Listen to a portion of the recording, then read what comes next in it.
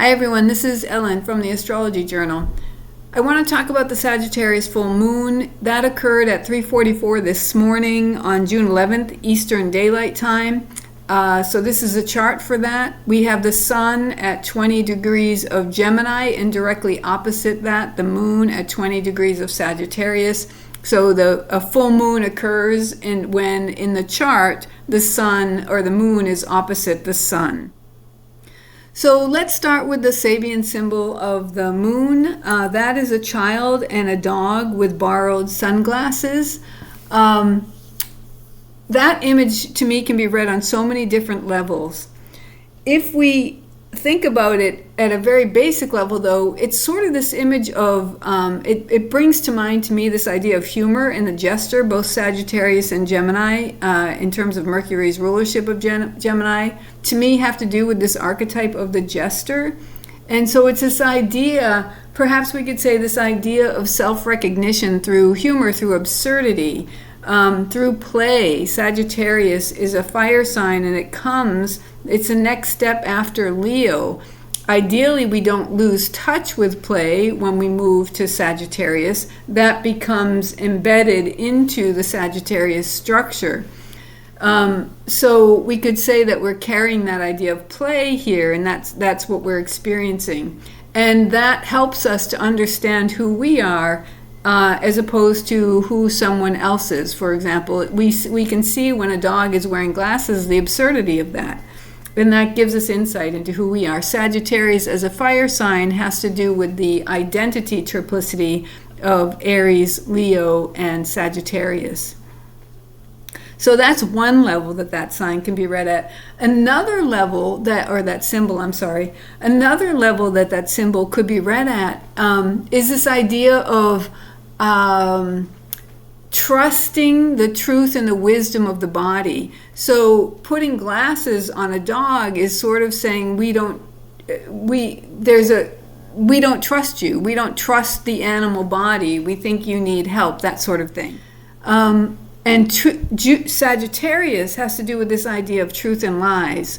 Jupiter just entered Cancer, and I did a video recording on that, and actually I wrote an article on it. And it's this idea of birth and emergence into a new level of being. And so through the absurdity of the image, of the dog wearing glasses, we perhaps birth into a new level of self-understanding.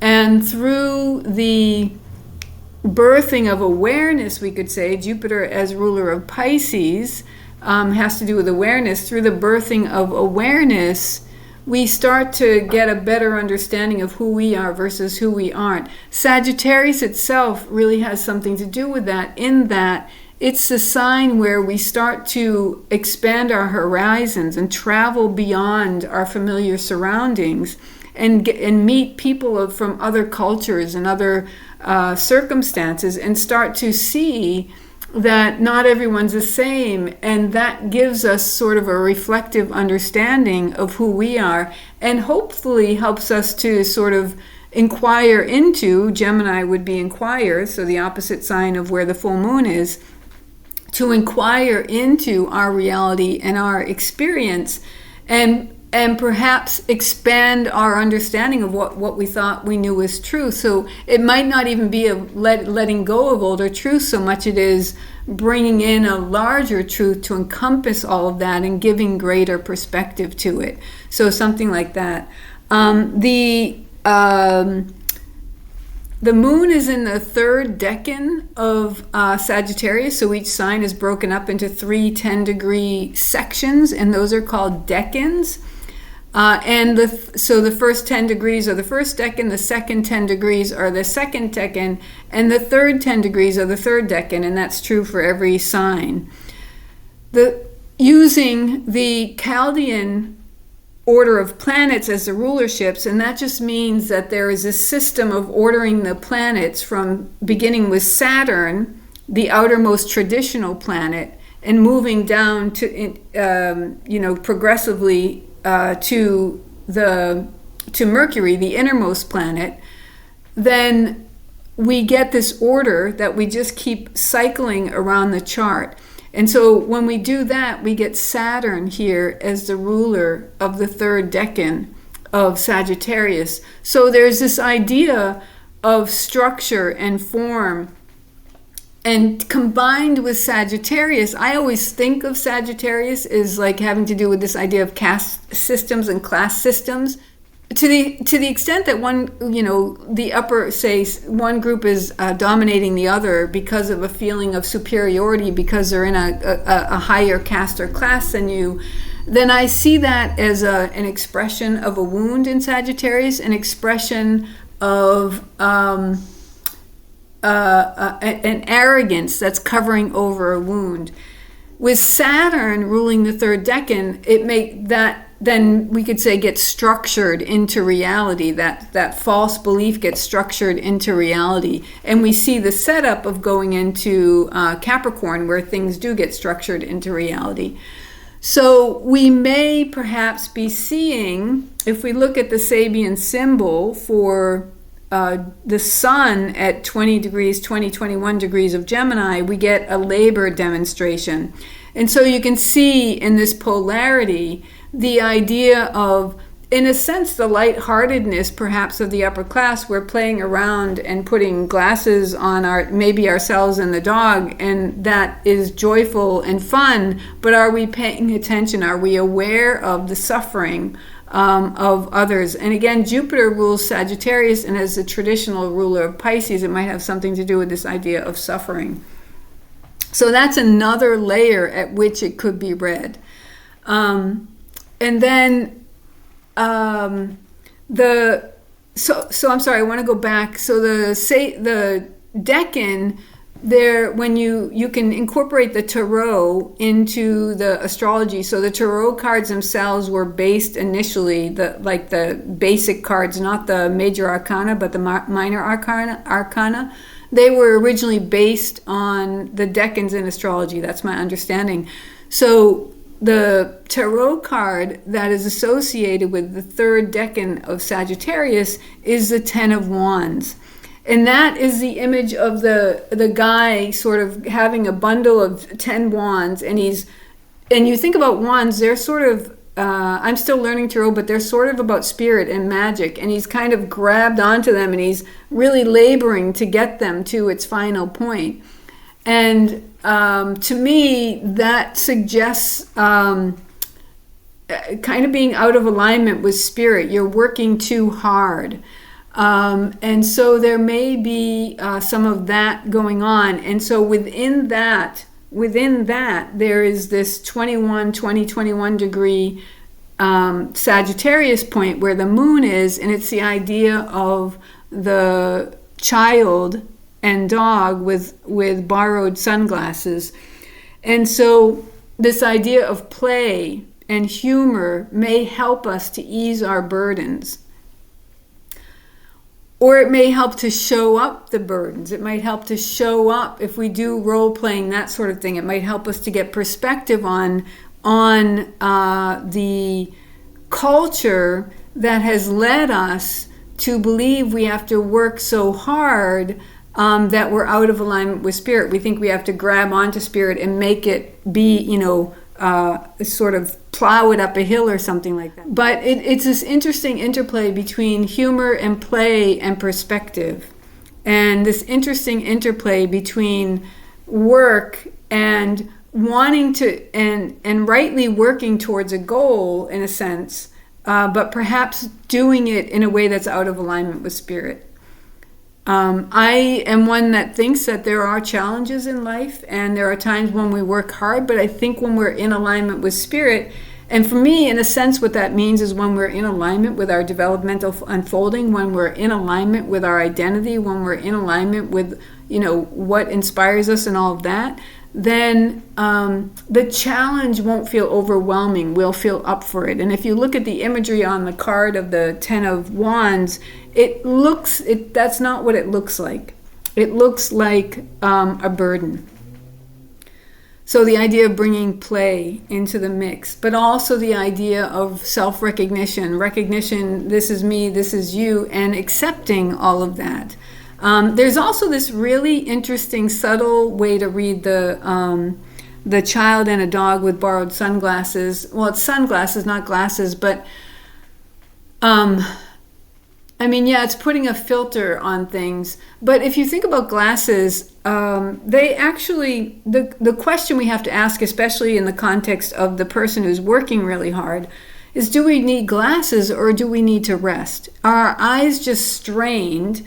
Either our body's physically strained so they don't have the energy to give to our eyes so we can see well, or we're working, in that way with our eyes and they're strained. So do we really need glasses or do we need to rest? So there's that. There's also a really interesting thing that when we wear glasses, we train our eyes out of their full kind of their full range of sight, and we sort of lose our peripheral. We sort of get out of habit of using our peripheral vision, and that starts to deteriorate some. That's my understanding of how this works. And so it's super interesting thinking about the wisdom of the body, which to me is, we can say, is represented by the dog there. And can we trust that? And I'm certainly not saying don't wear glasses if you need them. That's not at all what I'm saying. But I am saying, is there a way that we might need to be realigning our energies and our life forces to be more in alignment with who we are and more in alignment with what supports life? I guess that's what I'm saying. And the expansion of Sagittarius might help us that in terms of giving us perspective, giving us more information, Gemini is the one that's giving us the information, and Sagittarius takes it in and synthesizes it. So it expands its perspective by working with the Gemini archetype of more information, by going out and meeting new cultures and all of that. But then that gives it context for its own experience, its own identity, that sort of thing. The Ten of Swords is Gemini 3, so the sun is in the third decan of Gemini, and it's the ruler of the third decan of Gemini is the sun itself, so it's strong there. And it's this idea of the Ten of Swords in Tarot, and that's the one where the guy is lying on his back and there are just 10 swords in his back. So there's the idea to me of the end of a road. Ten of Swords, the end of a road, and that it's time to, but there's also the sun on rising up on the horizon. So there's a new day beginning. And perhaps the reason we're collapsed perhaps is we've been working too hard, and perhaps there is a need in our culture to bring things back, whatever our culture is in terms of our nation, our state, or whatever, or our individual community. Perhaps there's a need to bring things back into balance with regard to, the level of work we're doing, the level of ease, who gets to rest, who gets to have ease, who gets to be challenged in life supporting and life sustaining and life enlivening ways, and who doesn't, that sort of thing. Perhaps we need to bring that back into balance and recognize that everybody gets to have that opportunity and to grow in those ways. And that idea has to do with the idea of the Sabian symbol for the sun at 21 degrees of Gemini. That's at a labor demonstration.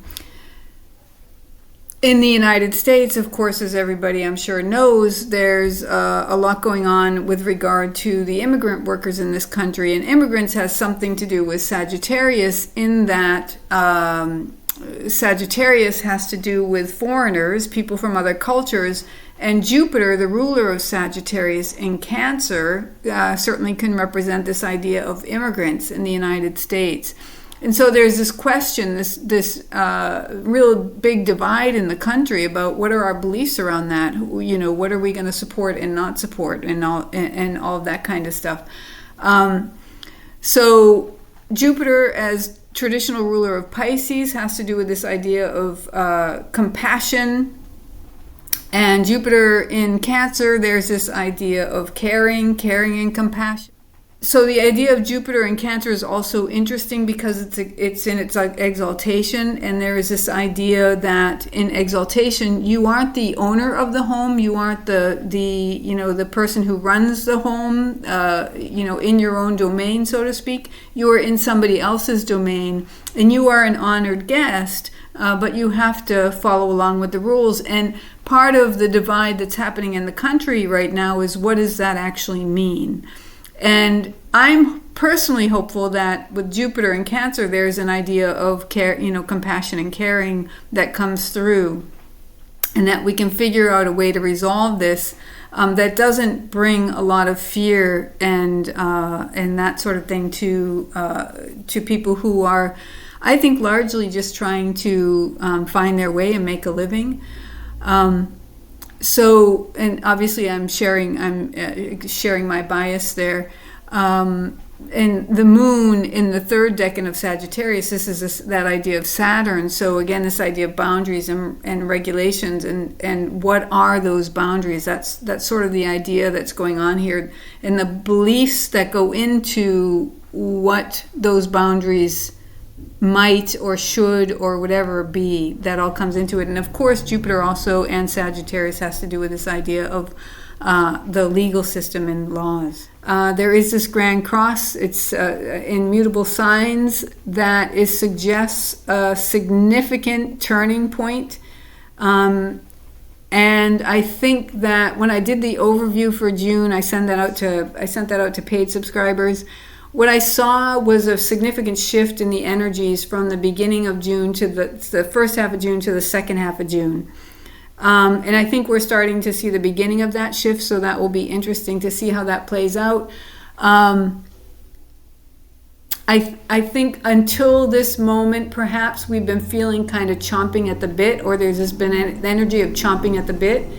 And it may be that the gates open and now we can do something, but it remains to be seen. I'm curious to see how this Grand Cross energy plays out. And so we'll watch it together. All right, thank you so much for listening. Hope there was something that was worthwhile for you. And remember, take what works and leave what doesn't work. Whatever's right for you is good. And if it's not right for you, that is good to just leave it behind. Okay, take care. Bye.